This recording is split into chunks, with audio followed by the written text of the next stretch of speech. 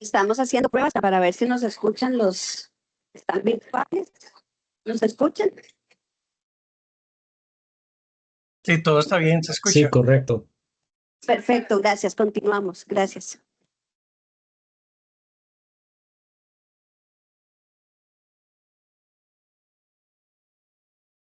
Bueno, vamos a continuar. Vamos a ir un poquito más rapidito en este tema porque todavía nos falta el último, que es la y eso, fijo, va a generar un montón de preguntas más. Como les comentaba, ¿verdad? Hay tres tipos de conflictos de interés. Ya hablamos del aparente, ¿verdad? Que presume, aparente, es conflicto de intereses, pero cuando damos las explicaciones del caso, nos damos cuenta de que no hay un conflicto como tal. Los potenciales, cuando estamos ante una situación que puede generar algún impedimento por algún tipo de relación con alguna persona física o jurídica que pueda comprometer nuestra imparcialidad u objetividad. Pero ya desde el ámbito preventivo, ahí estamos a tiempo todavía y esto no es adecuadamente el conflicto de intereses. Por último, tenemos el conflicto de intereses real. Este es cuando ya el servidor pese a la existencia de ese impedimento o esa situación que compromete su imparcialidad y objetividad, actúa. Es decir, se concreta, se materializa la falta. Los ejemplos que les puse anteriormente, por ejemplo, la persona que solicita asistencia consular porque fue detenido y es mi socio comercial, yo veo que es mi socio y omito eso y le doy trámite a su asistencia prioritariamente, incluso concreté la falta. Esto es una falta del deber de probidad. Cuando generamos un conflicto de intereses es una falta del deber de probidad. En este caso, lo único que procede es establecer las responsabilidades administrativas disciplinarias que corresponden. En el caso del deber de probidad, la más gravosa puede ser la separación del cargo sin responsabilidad patronal. Hay otras, ¿verdad? Hay suspensión, ¿verdad? Amonestación y demás, pero la más gravosa es esa. Y puede incurrir en un delito, que es el delito de incumplimiento de deberes, que es un delito específico de función pública. Los funcionarios públicos tenemos delitos específicos, tanto en el Código Penal como en la Ley contra la Corrupción y el Enriquecimiento Ilícito. Bueno, y ahora hay una ley de responsabilidad de personas jurídicas también. Entonces, si incumplimos el deber de probidad, incurrimos en un incumplimiento de deberes. Aunque no haya daño. Aunque no haya daño, ¿a qué se refiere? Ocurre el conflicto de interés, no hay daño para el Estado. Bueno, es que hay una norma, partimos del principio de legalidad, ¿verdad? Los funcionarios públicos son simples depositarios de la autoridad. El principio de legalidad no es flexible, ¿verdad? Si hay una norma que no habilite o hay una norma prohibitiva, eso genera conflicto de intereses, ¿verdad? Entonces, se valorará en el proceso penal si hubo dolo, si no, se analizará en el proceso como tal qué procede. Pero en el caso nuestro, por ejemplo, cuando nosotros recibimos el proceso con conflictos de intereses y consideramos de investigación preliminar que hay elementos suficientes para acreditar una falta de deber de probidad, hacemos un informe que lo ponemos en conocimiento de la administración que tiene la potestad sancionadora, porque, como les comentábamos, la Procuraduría no impone sanciones. No tenemos competencia para eso, lo que hacemos es investigaciones preliminares y si es una falta de deber de abstención, estamos obligados a denunciarlo penalmente por incumplimiento de deberes. Otra cosita, Kimberly, para agregar ahí, como usted dice, independientemente del daño. Y además hay otra cosa, siempre hay un daño en los delitos de función pública como el incumplimiento de deberes porque el bien jurídico tutelado es el deber de probidad. Y como les decía, siempre en un acto de corrupción hay un daño social, que es el daño que se da a toda la sociedad por un acto de corrupción. Entonces, tal vez no hay daño material, pero sí hay un daño que es el daño social que vamos a cobrar en la Procuraduría de la Ética Pública, en la Procuraduría General, y todos los delitos de función pública, por lo general, cobramos ese daño. Extenderle un pasaporte mío. Es corrupción. ¿Qué daño hay? No, como le digo, es un daño social. La corrupción genera un daño social, pero tal vez no hay daño material. Don Mario. Los cuestionamientos que se han hecho a este procedimiento de investigación preliminar es que no siempre el investigado, una de las críticas que se han hecho al procedimiento de esta investigación preliminar es que no necesariamente el investigado tiene acceso al expediente ni a las pruebas, ni tiene la oportunidad de aportar pruebas de descargo. Entonces, quería que usted me explicara un poquito más sobre Sí, con mucho gusto. qué acceso tiene el investigado o el denunciado también a darles continuidad al procedimiento. Con mucho gusto. Las investigaciones preliminares son confidenciales. Eso es lo que establece la normativa. Nosotros, como les decía, no hacemos procedimiento administrativo disciplinario. El procedimiento administrativo disciplinario es el que tiene que dar el famoso debido proceso, ¿verdad? Entonces, nosotros cuando en la investigación consideramos que puede haber posibilidad de un delito de función pública y denunciar, sí, damos traslado al investigado por si quiere voluntariamente, bueno, no está obligado a declarar contra sí mismo, a personarse a rendir un descargo. Lo puede hacer en una comparecencia con nosotros o lo puede enviar por escrito. Pero lo que se le da es un resumen de lo que se le está investigando. No se le da copia del expediente porque, como les digo, es información confidencial y no estamos sancionando, es una investigación. Cuando nosotros enviamos un informe para pedir procedimiento administrativo disciplinario a la administración, ahí sí, si se decide abrir procedimiento administrativo, obviamente, ¿verdad? La persona que está haciendo o imputación de cargos le van a dar acceso. Nosotros no lo damos, pero sí damos la posibilidad de que voluntariamente se apersone. A veces se apersona y dice, me abstengo de declarar. Perfecto, nosotros continuamos con las diligencias. A veces también declaran, mandan un descargo por escrito, aportan pruebas, pero sí se hace. Pero sí, las investigaciones preliminares, ya la Sala Constitucional lo ha dicho, y en el caso de las competencias nuestras, son confidenciales, no hacemos debido proceso. A veces tenemos muchos reclamos de ese tipo. Es que no me dan acceso al expediente, es que ni me notificaron. A veces hasta desestimamos y sale en prensa porque el denunciante se hizo público y sale en prensa, pero a mí ni siquiera me notificaron nada y se rechazó o se desestimó porque no había nada, ¿verdad? Entonces, eso es lo que pasa, que hay una confusión entre nuestras funciones y el procedimiento administrativo disciplinario, esa es la diferencia.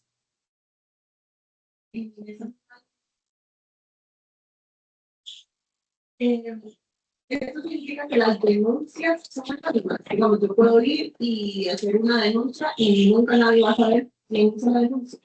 Bueno, partimos de que el denunciante es de buena fe. Anónimo y confidencial es diferente, ¿verdad? Un denunciante anónimo es un denunciante que no se identifica, ¿verdad? Y la normativa interna nuestra, el reglamento de la ley contra la corrupción, establece que si las denuncias son anónimas, se pueden archivar sin mayor trámite, salvo que venga con todos los elementos suficientes, ¿verdad? Que evidencien que hay un acto de corrupción y se haga acompañar de pruebas, o sea, que sea bien fuerte la denuncia, porque en ese caso lo que hacemos es que la asumimos de oficio, ¿verdad? Pero si es una denuncia anónima que está muy débil, ¿verdad? Y que ni siquiera hay cómo contactar a la persona porque la normativa establece la posibilidad o la obligación de que si está imprecisa, solicitemos aclaración de hechos y le damos un plazo de 10 días. Pero si es anónima y no hay cómo notificar, se rechaza.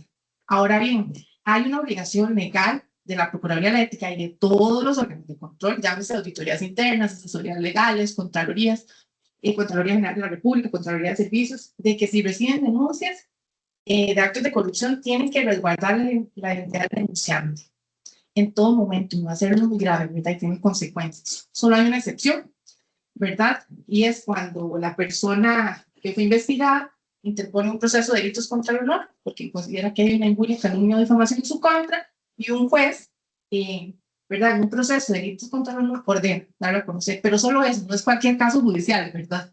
Es la única excepción. En todo caso, nosotros, cuando se recibe la denuncia, cuando se está en admisibilidad de investigación, incluso si la trasladamos, porque a veces pasa que no pasa admisibilidad, entonces, por ejemplo, que sea una cosa que no sea competencia nuestra, se remite a una auditoría interna, se remite y ellos tienen la obligación también de resguardar, van con esas mismas obligaciones, esas mismas advertencias. Entonces, es diferente, digamos, anónima que confidencial, pero sí estamos obligados a proteger la identidad del denunciante, salvo la excepción que le comenté. Un gusto. Bueno, como les decía, ¿verdad? Cada uno de nosotros tiene una vida privada y tiene diferentes tipos de relaciones, familiares, comerciales y demás. Y eso está bien, es parte de nuestros derechos fundamentales, ¿verdad? De la vida. Pero hay intereses privados que pueden ser generadores de conflictos de intereses. Aquí hay unos ejemplos, por ejemplo, financieros o pecuniarios, algún tipo de deuda o negocio que tiene una persona, alguna expectativa de generar un contrato, un trabajo, ¿verdad? Una relación de ese tipo. Relaciones familiares de nuestro círculo cercano, pero también relaciones afectivas. Les hablaba de del inciso 16 del artículo 12 del Código Procesal Civil, que habla de otras circunstancias que generen dudas sobre la imparcialidad o objetividad, y ahí puede entrar cualquier cosa. Un amigo muy cercano, un novio, ¿verdad? Porque siempre se habla como solo si están casados, ¿verdad? O conviven, ¿no? Un novio, una novia, relaciones de pareja públicas o clandestinas también, ¿verdad?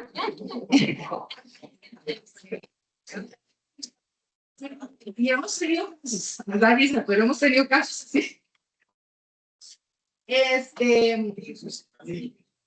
Un enemigo también, ¿verdad? Porque qué objetivo imparcial va a ser reconocer un asunto con el que uno tenga un conflicto, ¿verdad? Es muy difícil. Por más que uno diga que yo voy a ser objetivo e imparcial, está difícil, ¿verdad? Comunales, religiosos, afiliaciones sindicales, políticas, profesionales, ¿verdad? La clave está en que ninguno de estos pueda generar un perjuicio para la acción pública. Y cada uno de nosotros somos los que mejor conocemos nuestras relaciones, ¿verdad? Cada uno de nosotros sabe quién es nuestra familia, quiénes son los allegados a nuestros negocios, o las deudas, o otras relaciones. Entonces, el llamado principal de obligación es para cada uno de nosotros. Sin embargo, las jefaturas pues también tienen dado responsabilidad acá, ¿verdad? De supervisión, de dar ejemplo. El ejemplo es muy importante. Si usted ve que es un jefe, actúa correctamente y se inhibe, ¿verdad? O se abstiene de conocer a solicitar ejemplos o subalternos también, ¿verdad? Entonces es muy importante. Ahora es muy común que estén en las instituciones, cuando en inglés uno tiene una boletita de conflicto de intereses, como para decir si usted tiene familiares que trabajan en el sector público, si usted tiene alguna relación comercial con eso. Es como el ámbito preventivo también para que la administración conozca un poquito de cuáles son las relaciones que usted puede tener. Sí, esta teoría del culpable antes de ser inocente, ¿verdad? Que es realmente un sistema legal un poco tenebroso, porque se prohíbe realmente que los de buena fe puedan actuar, porque cuando actúan se les considera en mala fe antes que ser demostrado inocente. Sin embargo, yo tengo que hacer una pregunta: ¿por qué yo no tuve que salir de presidente de 5 juntas directivas? Y probablemente tengan una incompatibilidad de las que establecen en el artículo 18. Ya decimos que no podemos responder casos concretos, ¿verdad? Podría consultar en el artículo, en la ley general, en la ley contra la corrupción y el enriquecimiento ilícito, hay un artículo de incompatibilidades, el 18, ¿verdad? Si no me equivoco. El 18 probablemente tenga que ver con alguna incompatibilidad que esté ahí. Tendría que revisar el caso concreto. Es muy famoso usted. Sí. Hay una serie de incompatibilidades para ciertos puestos, no bien para todos, pero hay que ver. Tendría que ver alguna norma, probablemente tendría que consultar cuál es su caso específico. Bueno, los conflictos de intereses deben ser evitados en todo momento, ¿verdad? A la medida de lo posible, gestionar de forma adecuada para evitar consecuencias negativas para la administración pública y también, pues, consecuencias para nosotros generadores de responsabilidad. Entonces, parte de lo mismo, ¿verdad? Es éticamente reprochable, ¿verdad? Que se genere un riesgo a la afectación del interés público. Siempre debemos velar, en primer lugar, por cumplir el principio de legalidad, norma habilitante. Eso es algo que quiero que se dé mucho, ¿verdad? La norma habilitante para hacer algo, si no, mejor consulten. Siempre ser objetivos e imparciales. Si bien no podemos evitar estar contra conflictos de intereses, porque es imposible, ¿verdad? Casualmente por esas relaciones que tenemos, siempre en todo momento, si hay un conflicto aparente o un conflicto potencial, informémoslo a la jefatura, a la jerarquía, y gestionemos adecuadamente para evitar consecuencias negativas. Sabíamos algunas de las consecuencias, afectamos el interés público. Qué lindo. Para el chunche que hay. Tiene el micrófono abierto, los que están en línea. Gracias. Cometemos un acto de corrupción, dañamos la credibilidad y la confianza. Ustedes que brindan servicio exterior, como les decía al inicio, ¿verdad? Es no solo la afectación para ustedes, es la afectación para el Estado costarricense y la imagen a nivel internacional. Esto es parte de lo que les había indicado, ¿verdad? En primer lugar, la obligación es para el servidor, porque es quien conoce bien cuáles son sus relaciones, pero las jefaturas también tienen una diligencia importante acá, ¿verdad? De supervisar y demás. En todo momento informar al superior, órgano que esté encargado de esa institución, ¿verdad? Cada uno sabrá quién debe informar. Y el deber de abstención es exigible a todo funcionario público sin distinción de si es una persona que ocupa un cargo de ministro, si es una persona que ocupa un cargo operativo, secretarial, ¿verdad? Todos somos funcionarios públicos. Para los efectos de la ley nos aplica a todos por igual. Eso sí, a mayor jerarquía, mayor grado de responsabilidad. Acá en la parte amarilla está lo que ya les había dicho anteriormente, que es que las principales causales o impedimentos están en el artículo 12 del Código Procesal Civil. Es una norma que ojalá la recuerden y la puedan consultar si están en un momento con la necesidad de hacerlo. Ahí está el párrafo literal, es otras circunstancias que den lugar a lo justificado respecto a su especialidad y objetividad. Y es muy amplio. Diríamos los abogados, es uno de los apertos, es demasiado amplio, ¿verdad? Porque podría ser cualquier cosa. ¿Cómo gestionamos adecuadamente? Para decirles rápidamente. Bueno, ya la normativa contempla el procedimiento, está en la Ley General de la Administración Pública, es a través del inhibitorio, ¿verdad? Lo ideal es que si ustedes se enfrentan ante una causal de impedimento, una situación que les pueda poner en conflicto de interés, se inhiban. Inhibitoria de extensión es lo mismo, ¿verdad? Pero inhibitoria es lo que dice la ley.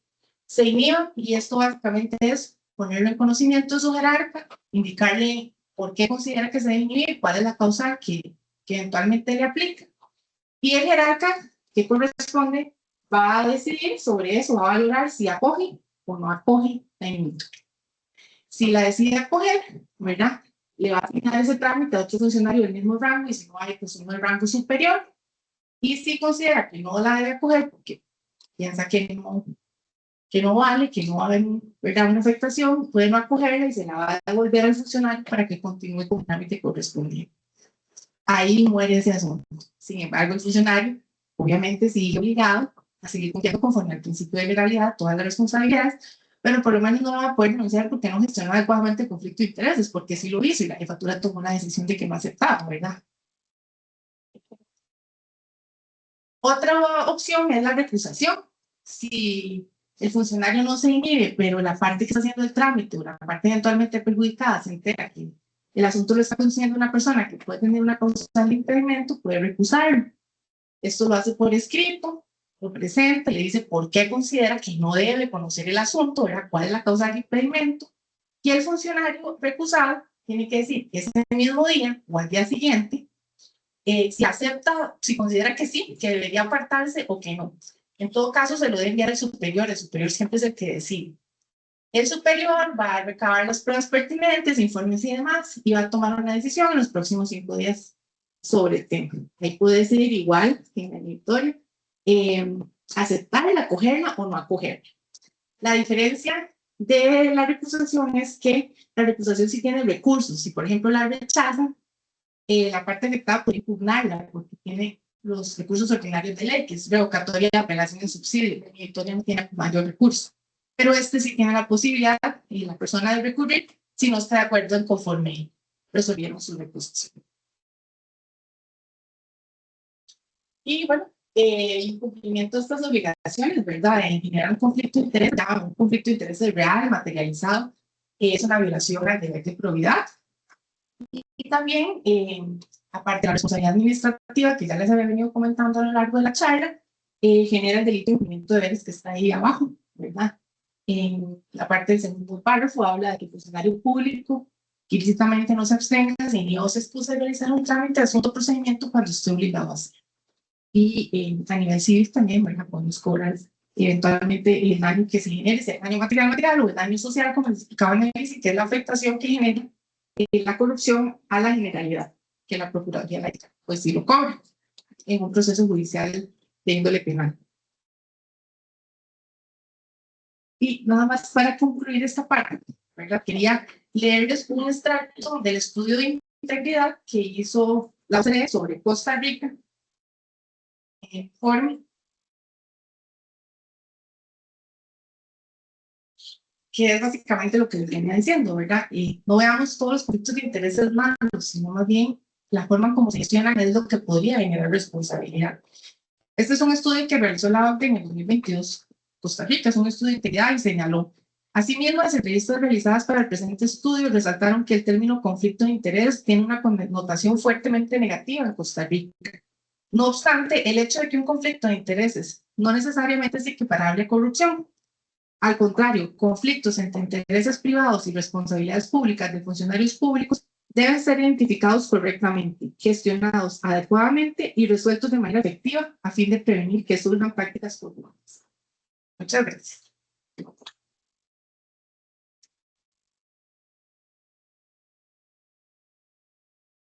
Dense los aplausos, pero todavía no está terminado. Sí, falta un poquito. ¿Quién me ayudas con? Ahora viene lo más pesado, claro, de esta charla. ¿Qué es dádiva? La dádiva es un acto de corrupción. El marco normativo general y específico de esa prohibición. Y por último, responsabilidad de los servidores públicos y sujetos privados.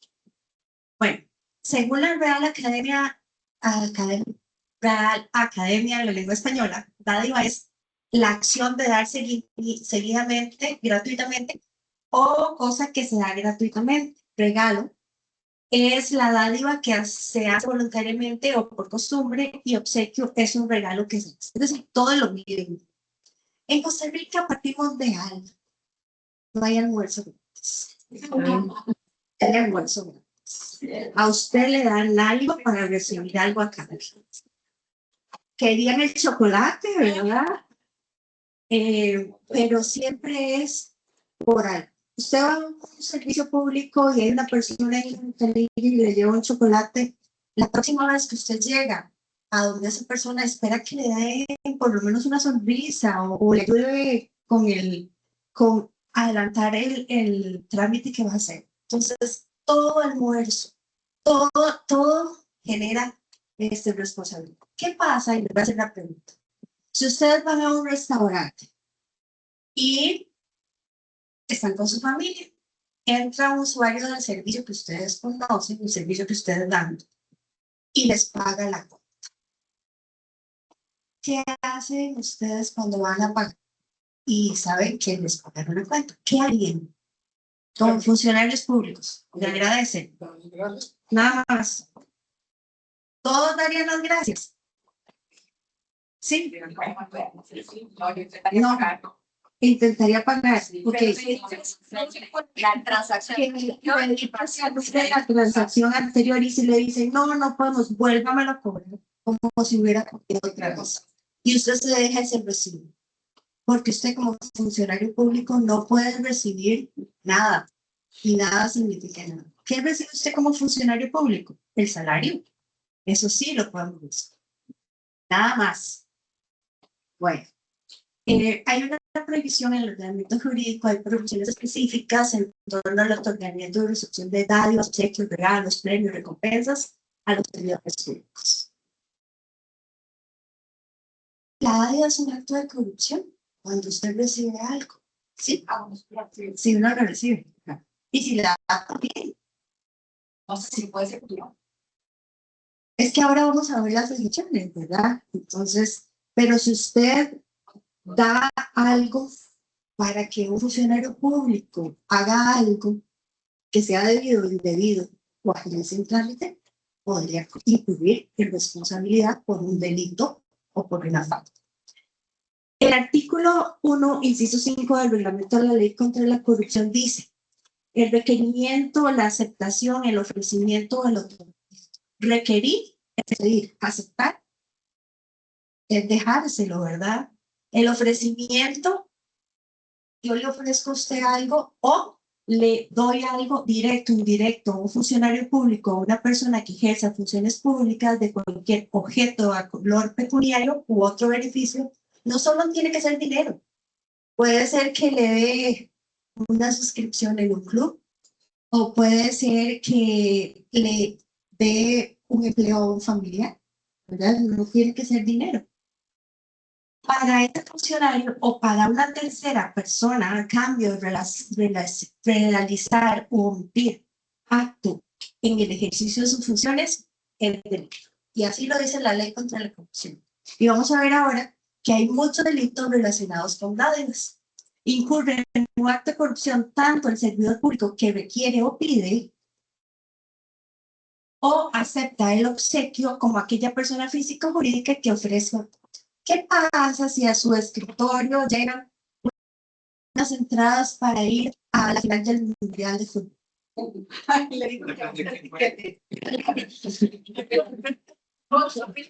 Pero no se puede todos serían lo mismo.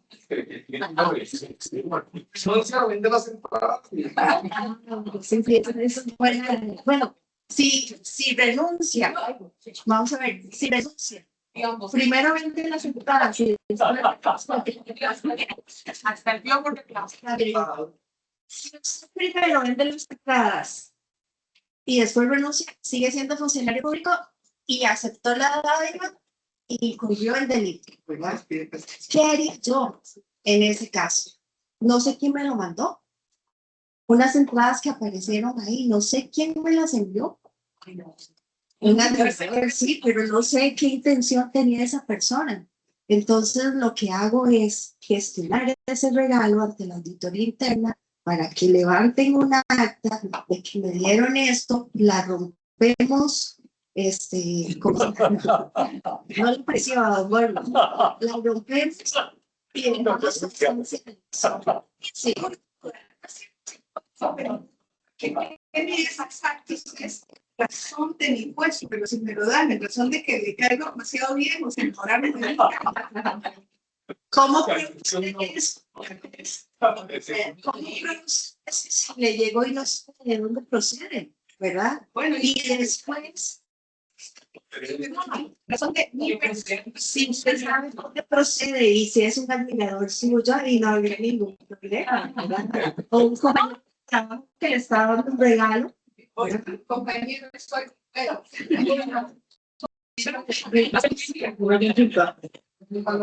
Al mundial, si es cuando la FIFA invita a los embajadores o a los presidentes que llegan a la final, en el caso, es que no va a llegar a la final, pero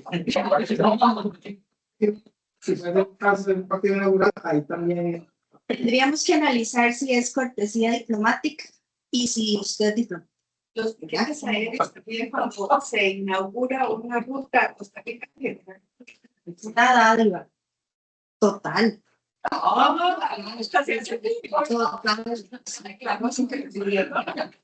Perdón, pero usted acaba de cancelar toda la parte diplomática de todo el país.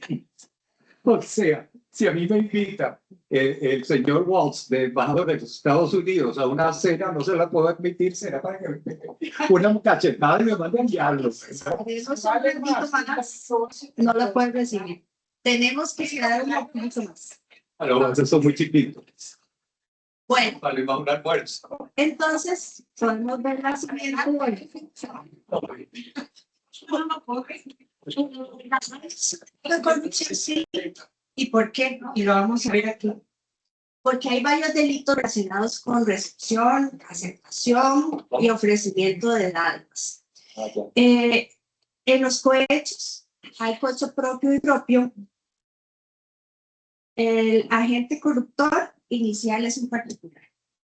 El que le va a dar la dádiva es un particular. Entonces, el cohecho propio, por ejemplo, un juez que le pagan para que resuelva a favor de un delito. Vemos que el particular llegó, le dio dinero y resolvió a favor. Es una función que él no podía hacer. Está más allá de su función, ¿verdad? Porque él tenía que resolver conforme a la justicia y no a favor de una persona, pues, de nadie, y podía incurrir en responsabilidad. El cohecho propio, ¿verdad? Un registrador que la obligación es registrar una propiedad, pero le da dinero para que la registre más rápidamente. Entonces, él no lo podría hacer. Y ahí está incluyendo responsabilidad, podría ser un cohecho propio. Confusión, y podemos poner el ejemplo donde el agente corruptor es un funcionario.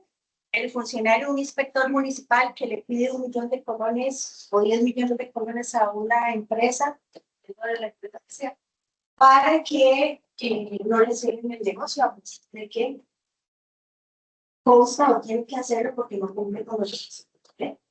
Y a ustedes también podrían llegarles alguna persona a ofrecerles algo así, ¿verdad? En el caso del enriquecimiento ilícito, bueno, puede ser el caso de ustedes van a una gira y cobran viáticos. Todo bien, todo permitido. A los diplomáticos les dan viáticos. ¿Sí? Súper. Y les pagan bien los viáticos. Los de Contraloría, igual que todos nosotros, los mortales. Bueno, iguales. Bueno, ¿qué pasa si ustedes fueron a esa gira y se quedaron durmiendo no en un hotel, sino en la casa de un familiar y la comida se la dio el familiar y ustedes cuando regresan cobran el hotel y además del hotel cobraron porque la Contraloría no le pide a uno recibo del hotel, cobran los viáticos? ¿Lo podríamos hacer o no? Práctica usual. Puede ser usual, pero es ilegal totalmente, incumple deberes y además hay un enriquecimiento ilícito. Entonces, sí. En el caso de que las autoridades locales den una invitación, por ejemplo, pero por decirle, los embajadores del grupo latinoamericano que van a Múnich a reunirse con autoridades locales, viajan desde Berlín. Si invitan a uno solo, sí es incorrecto, pero si invitan a todos los embajadores, la estadía, digamos que la cubre el ayuntamiento de Múnich, en ese caso se puede o no se puede aceptar. Fueron a una cuestión de trabajo para reunirse con las autoridades locales para reforzar, por ejemplo, diplomacia económica, diplomacia académica, diplomacia científica, digamos, en misión para Costa Rica. Es un viaje interno, no a otro país, es dentro de Alemania mismo, por ejemplo. Entonces, las autoridades dan, por ejemplo, el hospedaje, no las comidas, digamos que dan el hospedaje. ¿Se puede o no se puede aceptar ese hospedaje? Se podría hacer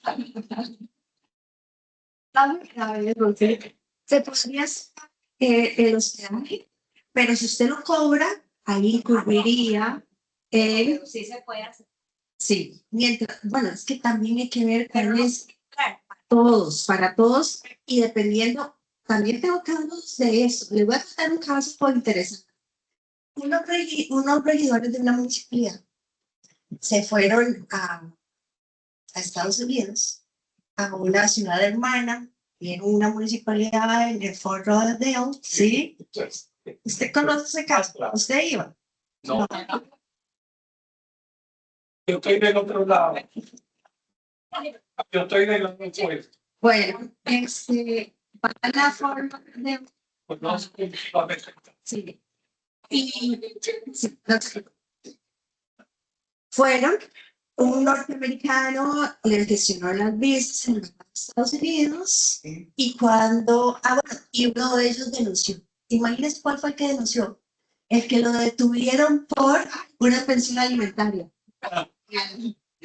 en el aeropuerto. No es conciencia, ¿verdad? Sino que denunció que había recibido una ayuda de un norteamericano. Y lo peor es porque yo les decía que no hay almuerzo gratis.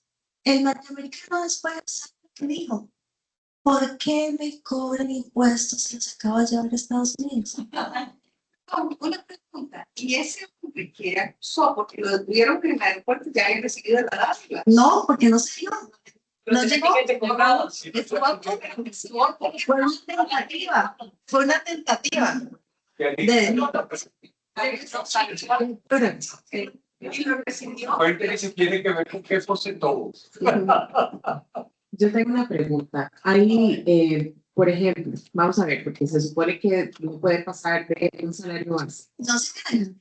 Es que estamos dentro de las excepciones. Ahorita vamos a ver. Que hay una práctica de, digamos, organizaciones que tienen patrocinio para los funcionarios o funcionarias, digamos, diplomáticos que puedan participar en una reunión y entonces nos pagan el tiquete, pagan el hospedaje y pagan todo. Entonces, se hace un acuerdo en donde se dice que todos los gastos correrán por parte de los organizadores y la persona se va. Ahí no hay problema. No hay problema.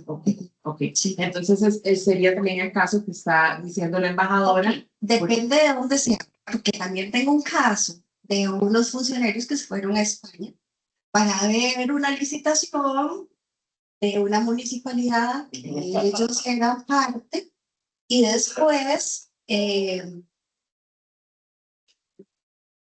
después de eso, le regalaron una entrada para ir al Real Madrid a ver a Keylor Navas y recibieron la entrada.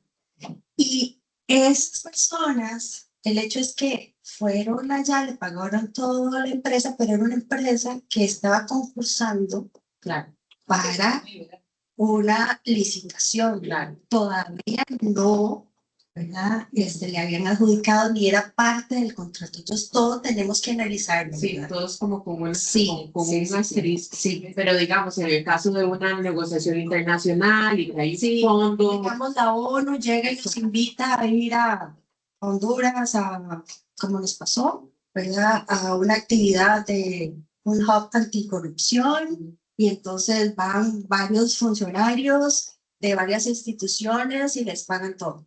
Ahí no hay problema, ¿verdad? Mientras hay una autorización del Estado. Sí. Yo tengo una consulta. Tengo una consulta y es, detrás de la dádiva tiene que haber una intención, ¿verdad? Dolosa. Porque lo que yo estaba pensando, por ejemplo, ustedes y la mayoría de nosotros aquí, sobre todo en este edificio, no damos un servicio público. Eso usted no atiende gente. Entonces yo llego y mañana le mando un perfume porque me encantó la charla que usted nos dio hoy.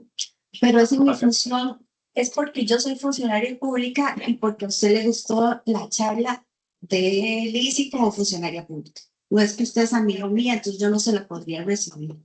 Pero digamos, por ejemplo, los funcionarios aquí no están dando un servicio público, la mayoría de nosotros estamos haciendo labores técnicas o sustantivas o así. Entonces, de pronto, no sé, a alguien se le ocurre mandar. No, no lo podrían recibir. Y hay jurisprudencia que dice que el funcionario público no puede recibir nada. Y nada significa nada.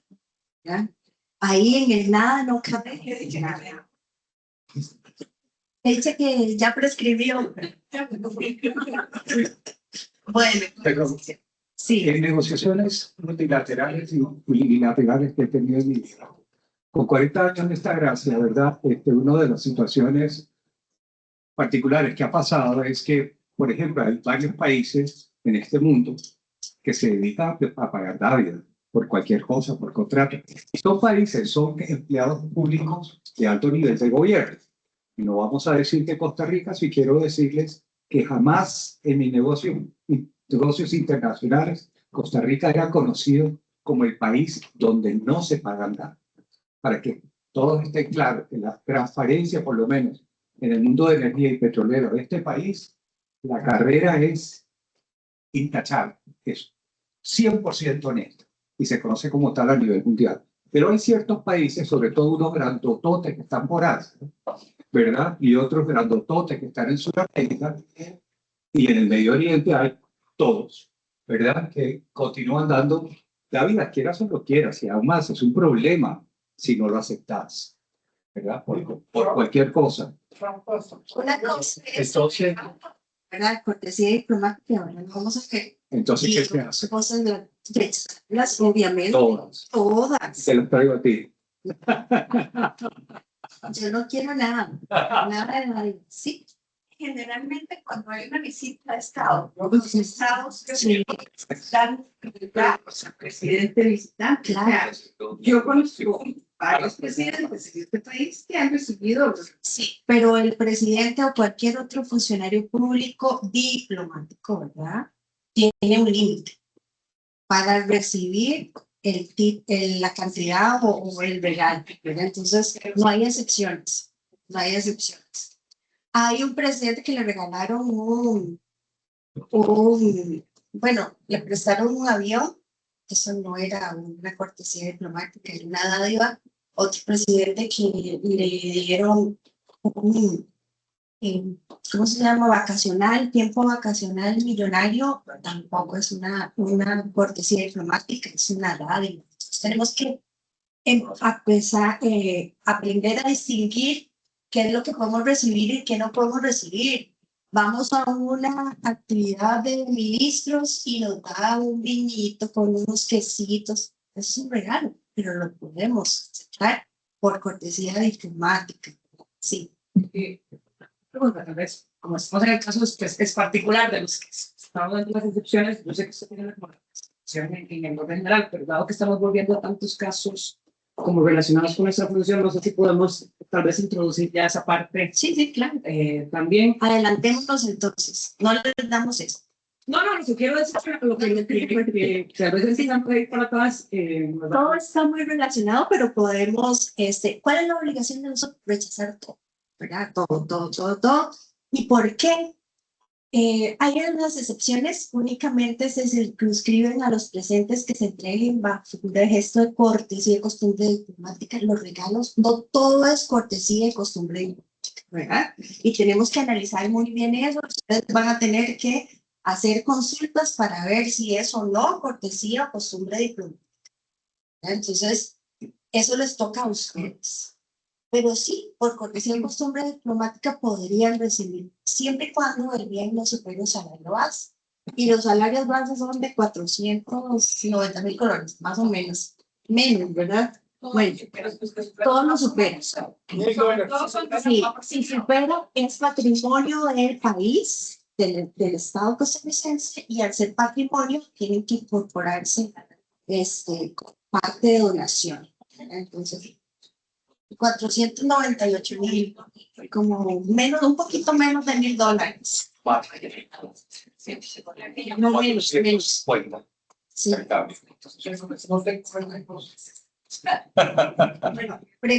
antes de irse, yo creo que se me suena la verdad.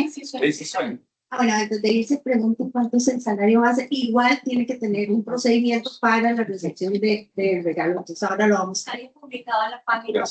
Sí, imagínense.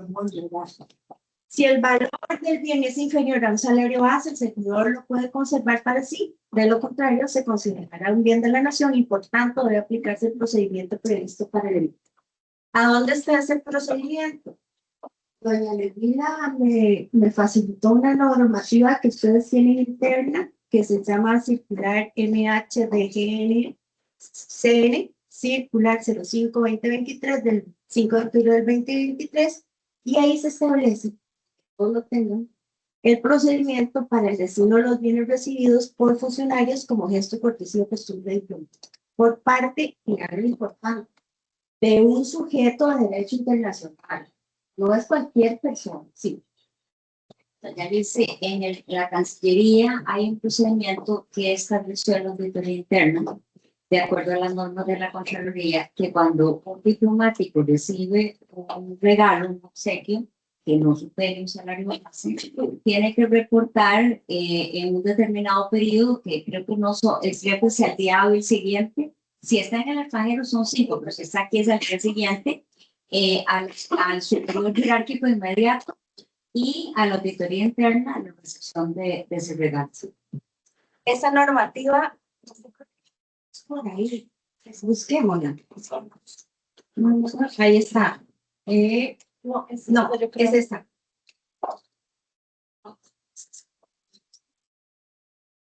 No, sigamos.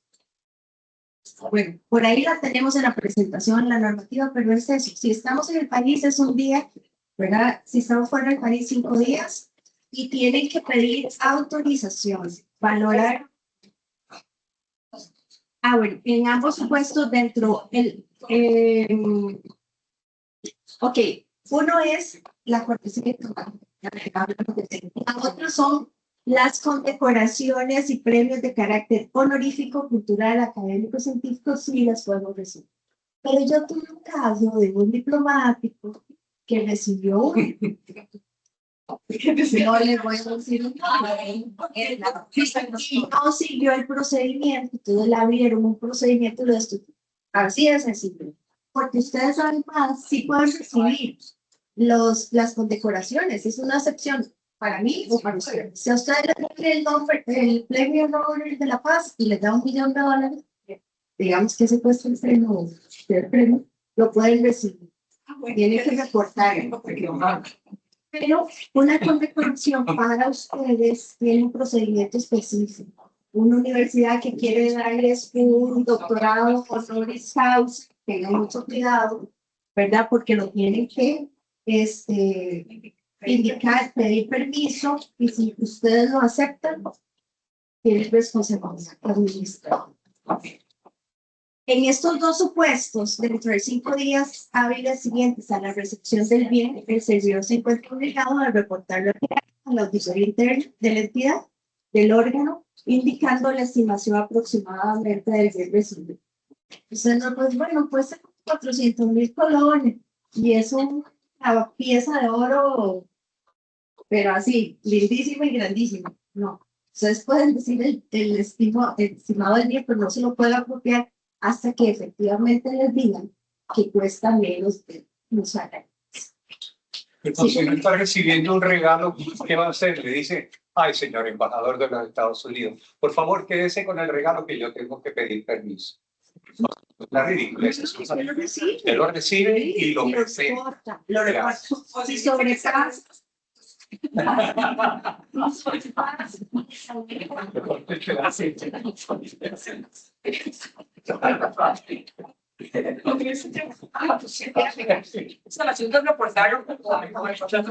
Don Boris, tal vez para aclarar ahí, el tema de la autorización que hablaba doña Elizabeth es para la excepción de las condecoraciones y premios. Eso sí tienen que tener un permiso previo a recibirlo. Y casualmente ese fue el caso que conocimos. La persona recibió, pero no tenía autorización y por eso es que fue investigado y destituido eventualmente.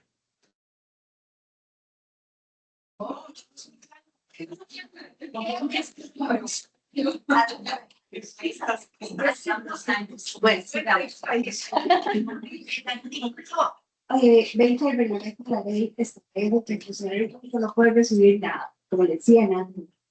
No podemos pedir, aceptar, ofrecer. No solo recibir, no podemos pedirlas, porque yo conozco personas que he recibido denuncias de personas que piden un viaje, un tiquete a ellos. Eso no se puede pedir, es prohibido. Mucha gente pedía tiquetes. Cuando dicen, invíteme a esa actividad que yo quiero ir, ¿verdad? Es pedir una.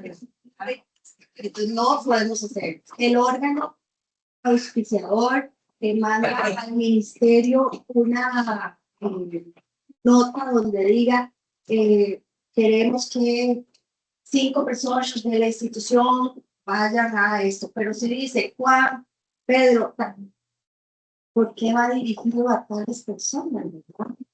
Ya va direccionado hacia ciertas personas. ¿Qué hay detrás de eso? Pues que la persona haya solicitado eso. Entonces, tengamos mucho cuidado en eso. No podemos recibir dádivas, obsequios, atenciones sociales, favores o beneficios que pueden interpretarse como intento de influir sobre la imparcialidad, es importante, objetividad e integridad del funcionario.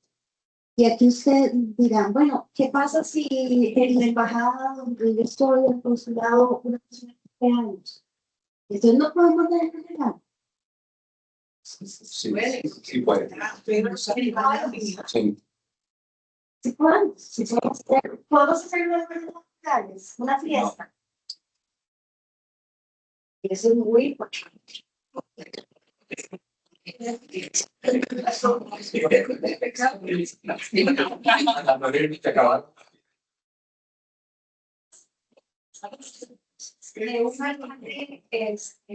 Hay que ir para la subalterna.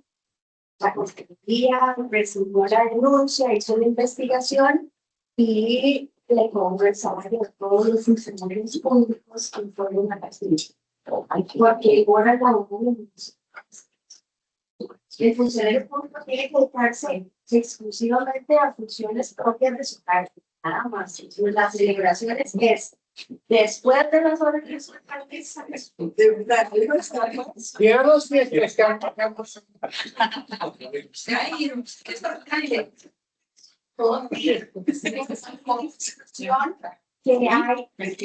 que cierra a mediodía. Digamos como la portaduría de 12 a 1 es una jornada interrumpida, entonces no hay continuidad, ahí sí podríamos de 12 a 1, pero si es continua, no. Para que lo tomen en cuenta. Yo tengo una duda, es que uno ha oído tantas cosas. Una persona embajadora se quejaba, gracias, de la condición de la sede en que estábamos y pasaba, como se dice aquí, una pura lloradera. Y estaban las paredes peladas, las sillas de la sala de reuniones horribles, etcétera, etcétera. Entonces, en una de esas lloradas llegó alguien de una ONG y dijo, no se preocupen, nosotros los podemos ayudar. Y entonces nos pintaron, nos dieron muebles, o sea, alfombra, todo. Y yo le dije a él, a la persona funcionaria, a la persona embajadora, usted consultó a la Cancillería sobre esto. Y me dijo, no, porque es un beneficio que estamos recibiendo gratis. La donación es un proceso específico para que una donación y tienen que aceptarlo como parte de donación y todo un proceso que la comunidad se En la administración pasada pasamos como 4 años convenciendo a Jurídico aquí de que los patrocinios para las embajadas son legales. Tal cual ustedes ven aquí, en cualquier celebración de la embajada de Japón, de Alemania, de Inglaterra, está forrada de banners de las empresas que apoyan la celebración de educación. Y a mí me parecía muy raro, injusto, que las embajadas costarricenses no podían apoyarse en el sector privado de igual forma. Bueno, se le encontró la pomba al palo y hay una directriz y un instructivo avalado por la dirección jurídica y la auditoría, según el cual nuestras embajadas sí pueden recibir patrocinios en la medida que se respete el procedimiento relativamente sencillos que ahí se establece. Esos son datos curiosos que les habilitan, digamos, en este sentido, analícenlo bien, ¿verdad? Para ver si efectivamente es una norma, efectivamente es una norma de campo, ¿no? La intención era facilitar eventos, por ejemplo, Colombia, las empresas se dan café, porque en Costa Rica no podría hacer esto, por ejemplo, con al menos 3 empresas en todos los productos, no una sola, digamos, varias empresas para la consecución de los fines de la diplomacia comercial. ¿Sí? La idea era esa, digamos, que para el evento de marca país que se hace, ¿verdad? Que haya productos de Costa Rica, que las empresas, digamos, donen para la realización del mismo evento, sin costo para el Estado costarricense, pero a la vez el evento es pago. ¿Sí? Entonces era como, o sea, esa era, digamos, la... No conozco, digamos, el contexto que se dio y todo, pero que no nos quede solamente que sí podemos resumir. Vale. Porque también hay casos muy específicos como los médicos que siempre van a actividades con las empresas farmacéuticas, sí, que les están dentro del mismo sector y les dan muestras. Eso no está permitido. Si hay un procedimiento específico que lo regula y que está avalado al interno, entonces conozcámoslo muy bien para no sobrepasar lo que ahí se dice. ¿Sí?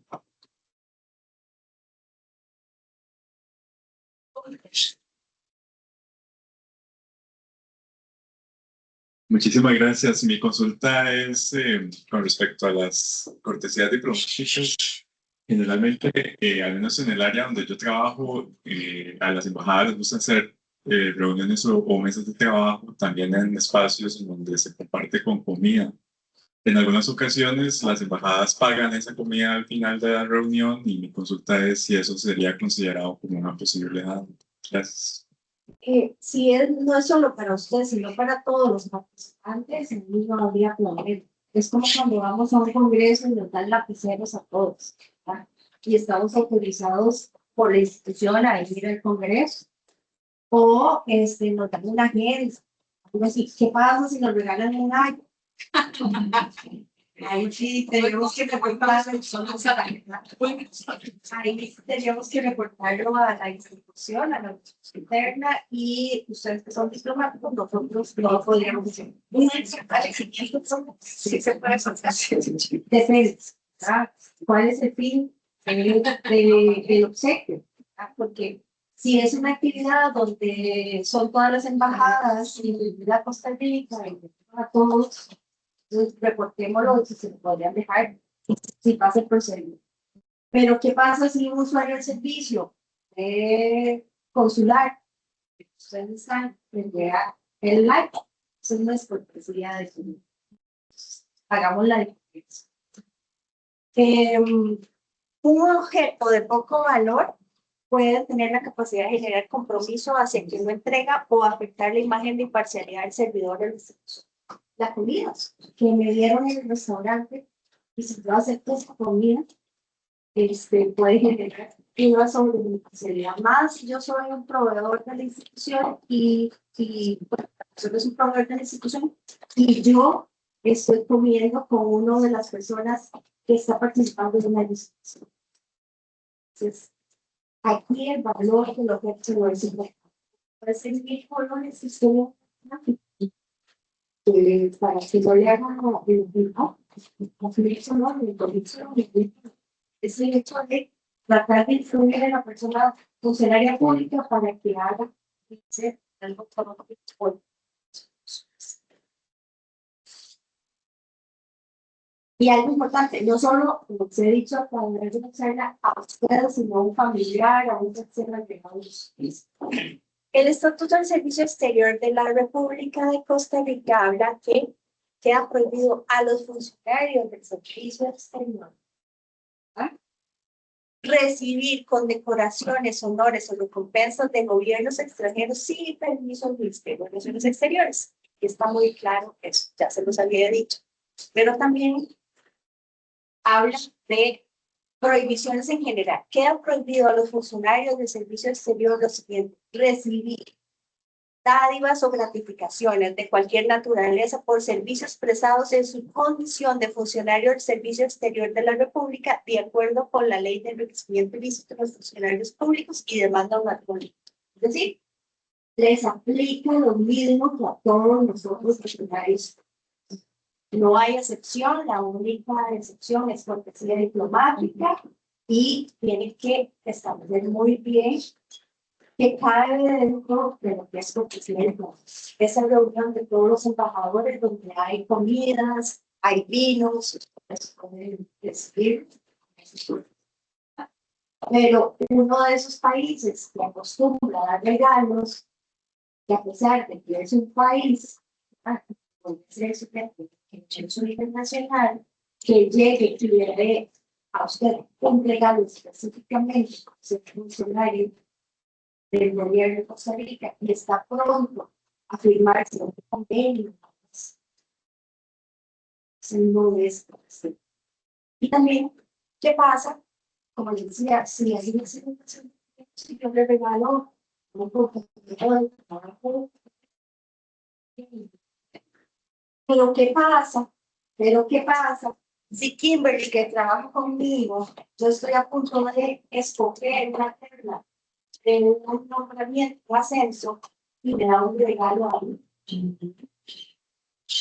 Se puede generar dudas sobre mi imparcialidad y sobre mi dimensión de actividad. Entonces, cada caso específico lo que buscamos. No podemos decir sí a todo lo que sea atenciones de compañeros y no a todo lo que sea. Para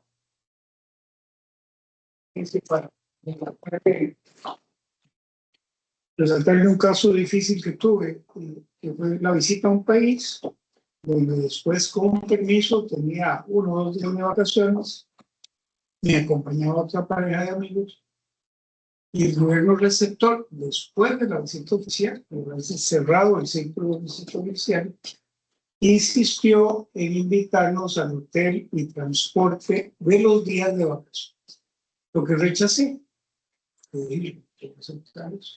Y a pesar de haber ido con el vehículo arrendado que ponemos en efecto y a los hoteles que nosotros habíamos reservado y pagado, venía la caravana de seguridad a seguirnos los 2 días enteros.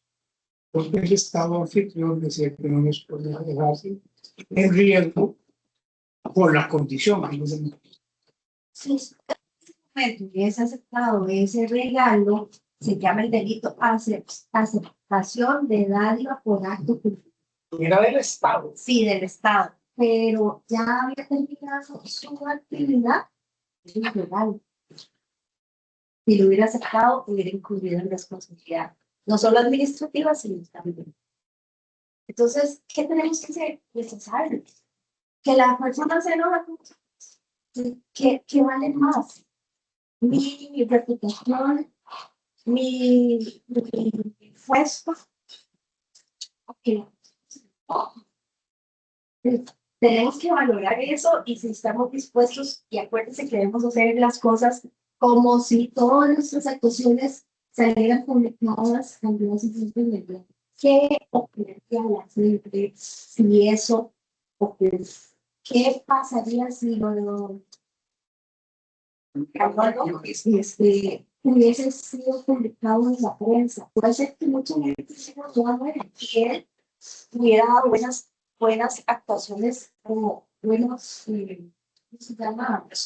Resultados de sus actos. Entonces, no, estamos expuestos en cualquier momento que nos por eso estamos en todos.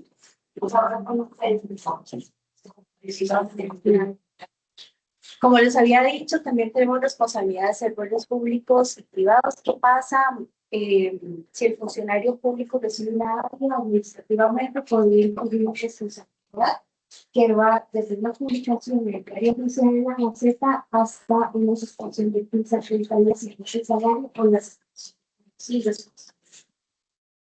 Además de las consecuencias penales, como dije, cohecho propio, enriquecimiento ilícito y confusión y muchos otros delitos que en la siguiente filmina, en la otra, vamos a ver. Ay, no, bueno, ya la quitamos. Bueno, la quitamos para que ustedes tuvieran una charla de delito de protección. Continuará, sí. ¿Qué pasa para las personas jurídicas? Tienen responsabilidad con la nueva ley de responsabilidades jurídicas y las sanciones van en una multa de 20 a 1000 salarios base. Cuando se compruebe que el director, administrador, gerente, apoderado o alguno de los empleados en el ejercicio de sus funciones o utilizando bienes o medios de eso, otorgue o ofrezca algún tipo de ventaja a un servidor público, inhabilitación para participar en concursos o licitaciones públicas y pérdida o suspensión de los beneficios o subsidios estatales hasta la disolución de la persona. No creamos que si la empresa nos da el regalo, no va a pasar nada. O la persona principal, igual. Recordemos que somos funcionarios públicos los 365 millones del año y en Costa Rica, en Costa Rica o fuera de Costa Rica. Que todas nuestras actuaciones van a tener que rendir cuentas de nuestros actos, entonces, a cualquier interés. Y como les decía al principio, pero de cosas y no como investigados. Y si hay los investigados, ojalá que puedan dar buenas preguntas. Muchísimas gracias.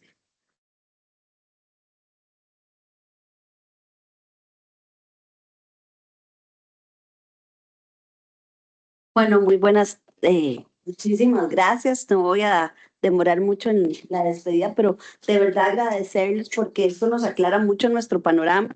Hasta para hacer aquí una breve celebración de cumpleaños, ahora vamos a ver qué hacemos. Muchísimas gracias y de verdad continuará, es cierto, continuará porque esto es un tema que es muy relevante para todos nosotros. Muchas gracias. Gracias.